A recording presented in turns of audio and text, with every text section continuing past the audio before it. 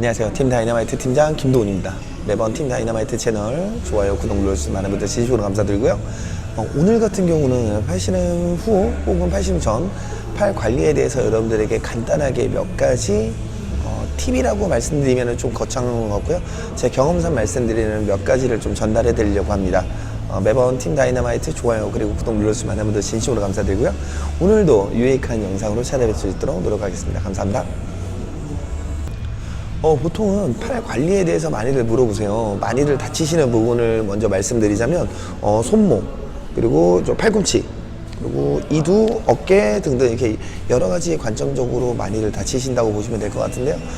팔 관리 같은 경우는 크게 중요한 게 어떤 게 있을까요? 우선은 팔씨름을 하기 전에 충분한 준비 운동은 반드시 필요합니다. 여러분들 절대 술자리라든가 직장, 학교 아니면 팔씨름 테이블 위에서라도 본인이 세고 상대가 약하다고 해서 갑작스럽게 팔을 사용하다 보면은 팔에 크게 데미지가 가거나 무리가 갈 수 있기 때문에 이 점은 절대적으로 조심하셔야 돼요. 항상 팔 관리 같은 경우는 본인의 몸이기 때문에 소중하게 다뤄주시길 부탁드리고요. 준비 운동을 충분히 끝난 다음에 평소에 자기가 쓰지 않았던 부분을 쓰게 되면 아무래도 통증 부위가 좀 더 악화될 수 있기 때문에 그 점 진심으로 조심하셔야 됩니다.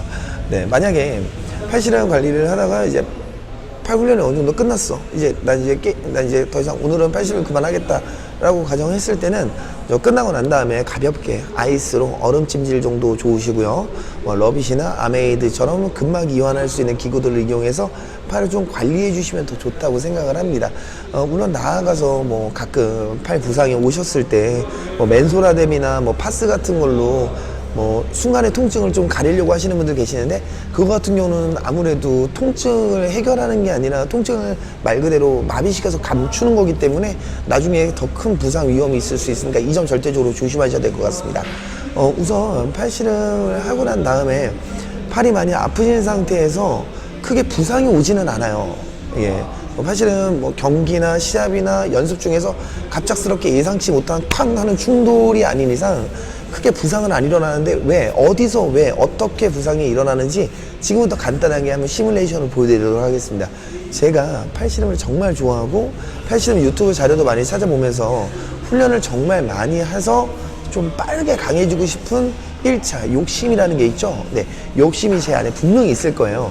그 욕심을 통해서 저는 팔씨름 훈련을 열심히 할 거고, 유튜브 영상들을 보면서 훈련도 따라해 볼 거고, 또 친구랑 팔씨름 훈련도 해볼 거예요.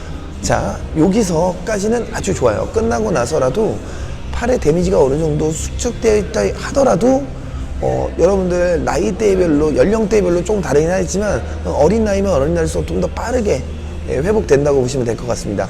자, 근데 여기서 치명적인 단점이 하나 발견되는 게, 회복이 된다고 하더라도 가장 조심하셔야 되는 거는 팔이 다 나은 게 아니에요. 멀쩡한 상태가 아니라는 거죠. 근데 보통적으로 착각을 하는 게, 내가 팔씨름 했어. 팔이 아파. 근데 한 두세 시간 있으니까 팔이 안 아파. 역시 내 팔은 아직 건강해. 내가 아까까지만 해도 최선을 다해서 하지 않았나 봐 라고 오해를 하시면서 이제 또 다른 데 가서, 혹은 집에 가서, 또 학교에 가서, 헬스장 가서, 팔씨름 체육관 가서 계속 훈련을 해. 반복적인 훈련이에요. 보통 A, B, C, D로 나누게 되면 A에서는 부상을 안 당했어요. B에서도 안 당했어. C에서는 약간 데미지가 있었고, D에서는 약간 위험했어. 물론 자고 일어난 다음에 다시 A, B, C, D, A, B, C, D, A, B, C, D 하다 보면 이 네 가지 항목 중에서 반드시 한 군데서는 부상이 일어날 거고요. 그 부상 같은 경우는 여러분들이 전혀 예상하지 않았던 부상일 거예요. 만약에 예를 들어서 이런 거죠. 평소에 나보다 정말 약한 친구야. 내가 잡아봤자 크게 데미지도 없어. 한번 해줄게. 왜냐면 나 같은 경우는 이 친구를 약하다는 걸 알고 있기 때문에 그냥 한번 해줄게. 잡았어. 문제가, 본인은 A, B, C, D 과정을 거치면서 이미 팔은 많이 망가진 상태지만 힘을 쓰기 전까지는 그 통증이 올라오지 않기 때문에 잘 몰라요. 근데 보통 준비 시작해서 딱 했는데 내가 넘기거나 혹은 내가 넘어가는 과정 중에서 A, B, C, D에 축적됐던 모든 게 한 번에 빵 하고 터질 때가 있어요. 그럼 팔이 아프기 시작한 거야. 근데 보통 이렇게 다치게 되면은 자존심이 있기 때문에 얘기를 안 해요. 얘기를 안 하고, 괜찮아? 다친 거 아니야? 멀쩡한데? 근데 본인도 실제 스스로 멀쩡하다고 생각을 해. 근데 문제가 언제 문제냐면 다음 날이나 다다음 날부터 이 데미지는 다시 올라오기 시작해요.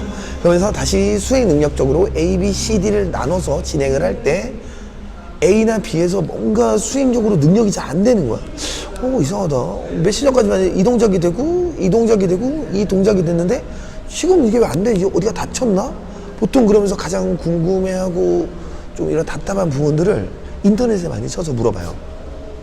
뭐 팔이 아픈데 어떻게 해야 되나요? 어떻게 하면 될까요? 혹은 뭐 지인이나 뭐 주변 사람들한테 많이 물어봐서 뭐 민간요법 같은 거를 많이 사용한다고 보시면 돼요. 뭐 얼음찜질을 한다든가 뭐 마사지를 한다든가 파스를 바른다든가. 하지만 여러분들 그거는 정말 어느 정도 제가 말씀드리지만 임시 방편 조치라고 보시면 되고요. 특히 아이싱 같은 경우는 부상이 당한 다음에 바로 하시지 않으면 크게 효과가 없다고 보시면 될 것 같아요.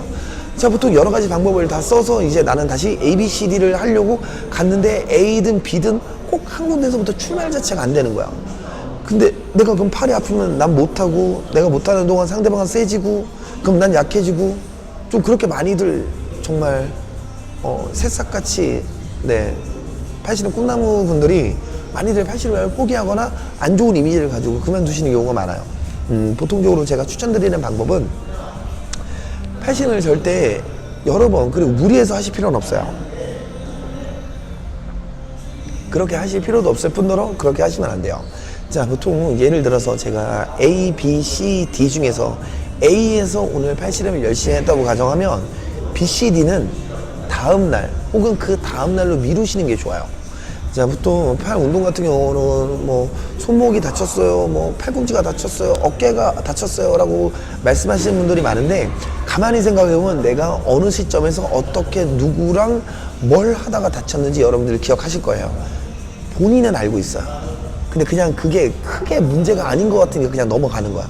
그냥 뭐 그 정도쯤이야 하고 넘어가는 부분이 있는데, 이런 부분 같은 경우는 데미지가 쌓이다 보면은 결국 빵 터지는데, 그 강도가 만약에 뭐 약하게 탁 이랬는데 내가 경각심을 가지고 그거 조심해야겠다, 앞으로는 훈련할 때 뭐 이렇게 해서 조금 훈련 빈도를 좀 줄이고 휴식을 좀 쉬어야겠다라는 얘기들이 있는데, 보통 그러지 않고 경각심 없이 계속 훈련하다가 한번 탁 하고 다치면, 아니 세게 크게 다쳤어, 막 크게 막 부러지거나 끊어지거나 이런 거 아니라도 내가 생각하기에 심리적으로 좀 강하게 다친 것 같아.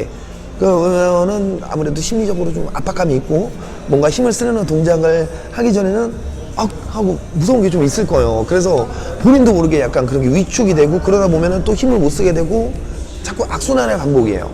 이 악순환의 반복을 끝낼 방법을 세 가지 지금부터 정확하게 말씀드리도록 하겠습니다. 첫 번째는요, 우선 다쳤다 싶으면 병원을 가세요. 병원에 가시는 게 가장 좋아요. 현대의학으로 못 고치는 병은 뭐 있기는 하겠지만 급한 거라도 우선 전문가의 의견을 들어봐야 돼.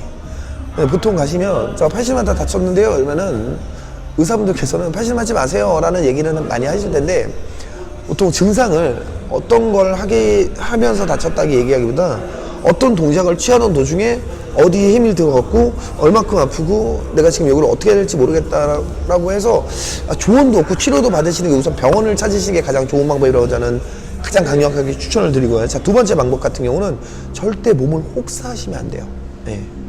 아무래도 회복하고 성장하고 회복하고 성장하고 회복하고 성장하는 과정 중에서는 여러분들 모두 아시다시피 조금씩 한 단계씩 올라가는 거예요.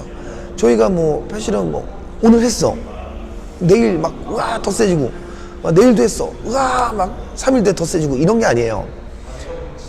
깨진 거를 고치고, 깨진 거를 고치고, 뜯어진 거 붙이고, 부서진 거 뭐 메꾸고, 이런 천천히 단계별로 올라가야지만 팔씨름이 강해진다고 보실 수 있을 것 같아요. 팔씨름 같은 경우는 뭐 단기간에 며칠 만에 촥 하고 세지는 그런 운동은 아니기 때문에 간혹 오해하시는 분들이 있어서 이런 말씀을 드리는 거고요. 절대 몸을 혹사시키면 안 돼요. 세 번째, 비슷한 내용이긴 하지만 절대 욕심 부리시면 안 됩니다. 자, 여러분들 제가 매번 저희 모임에 오셔서 혹은 제가 이제 알려드리는 분들에게 말씀드리는 게, 여기서 이긴다고 하더라도 어떤 뭐 명예나 상금은 없어요. 이 말은 정확히 아셔야 되는 게, 뭐 학교나 뭐 직장, 뭐 군대, 뭐 회사, 뭐 여러 군데서 이게 뭐 회사 막 진행하고 하는데, 남자한테 자존심 빼면 뭐 시체 아니겠습니까? 하지만 그러다가 정말 본인이 다쳐버리면 본인이 하고 싶은 팔씨름을 못한다고 보셔야 될 것 같아요. 정말 오랫동안. 정말 전 그런 부분이 마음이 아픈 것 같아요. 혹시라도 여러분들 너무 욕심내지 말고, 왜냐면 여기 아니라도 내일 모레 얼마든지 할 수 있기 때문에 몸 쫓기듯이 훈련하지 않으셨으면 좋겠습니다. 여러분들이 충분히 강해지실 거고요. 앞으로도 지금보다 더 성장하실 거고요. 그렇기 때문에 너무 오늘만 보고 약간 올인하는 스타일로 훈련을 하지 않으셨으면 좋겠습니다. 그냥 차근차근 오늘 10개, 내일 10개, 뭐 내일 모레 10개 이런 식으로 차근차근 쌓이다 보면 어느 순간 이게 힘이 붙고 방법을 알고 몸에 익숙해지기 시작하면서 좀 더 재밌는 그리고 유쾌한 팔씨름 문화 즐길 수 있을 거라고 생각합니다. 오늘은 팔 관리랑 부상에 대해서 말씀을 드렸는데 저희가 보통 대본을 짜고 진행을 하는 게 아니라 제가 즉흥적으로 매번 하던 얘기들을 유튜브에 담아서 하는 거다 보니까 조금은 오타가 있고 조금은 말실수가 있어도 많은 이해 양해 부탁드리겠습니다. 매번 팀 다이너마이트 좋아요, 구독 눌러주신 많은 분들 진심으로 감사드리고요. 앞으로는 너무 텐션 높지 않게 좀 작은 목소리로 여러분들하고 이야기하듯이 영상 찍어서 업로드하도록 하겠습니다. 감사합니다.